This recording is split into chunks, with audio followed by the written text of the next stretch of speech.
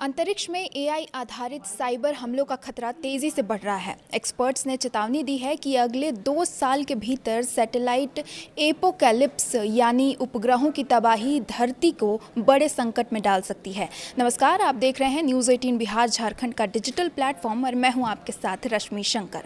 अगले 2 वर्षों में सैटेलाइट एपोकैलिप्स की स्थिति बन सकती है। पुराने सैटेलाइट्स में सुरक्षा फीचर्स की कमी के कारण हैकर्स उन्हें हाईजैक कर आपस में टकरा सकते हैं। इससे जीपीएस, बैंकिंग और डिफेंस सेवाएं ठप होने का डर है। दरअसल जीपीएस, मोबाइल नेटवर्क और बैंकिंग सिस्टम जिस तकनीक पर टिके हैं उन पर अब आर्टिफिशियल इंटेलिजेंस यानी एआई का काला साया मंडरा रहा है। एक्सपर्ट्स ने चेतावनी दी है कि अगले 2 साल के भीतर सैटेलाइट एपोकैलिप्स यानी उपग्रहों की तबाही धरती को बड़े संकट में डाल सकती है। ये खतरा किसी प्राकृतिक आपदा से नहीं बल्कि एआई आधारित साइबर हमलों से पैदा हो रहा है। पुराने पड़ चुके सैटेलाइट सिस्टम इन मॉडर्न हमलों को झेलने के लिए तैयार नहीं है।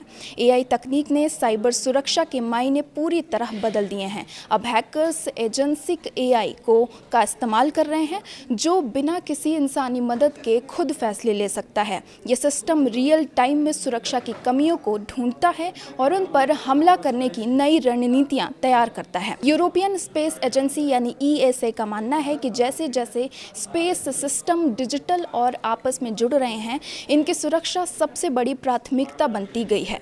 हैकर्स अब सीधे ग्राउंड स्टेशन से भेजे जाने वाले सिग्नल्स और सैटेलाइट के सॉफ्टवेयर को निशाना बना रहे हैं। तो अब सवाल यह है कि क्या वाकई अंतरिक्ष से शुरू होगी तबाही की शुरुआत। सैटेलाइट एपोकैलिप्स शब्द सुनने में ही किसी फिल्म की कहानी जैसा लगता है, लेकिन इसके परिणाम बेहद गंभीर हो सकते हैं। नासा के मुताबिक हमारी पूरी जिंदगी नेविगेशन, मौसम और भविष्यवाणी और नेशनल सिक्योरिटी के लिए स्पेस पर निर्भर है। इससे अंतरिक्ष में मलबे की एक चेन रिएक्शन शुरू हो सकती है जिसे केल्सर सिंड्रोम कहा जाता है। अगर ऐसा हुआ तो धरती की कक्षा यानी ऑर्बिट का एक बड़ा हिस्सा हमेशा के लिए बेकार हो जाएगा।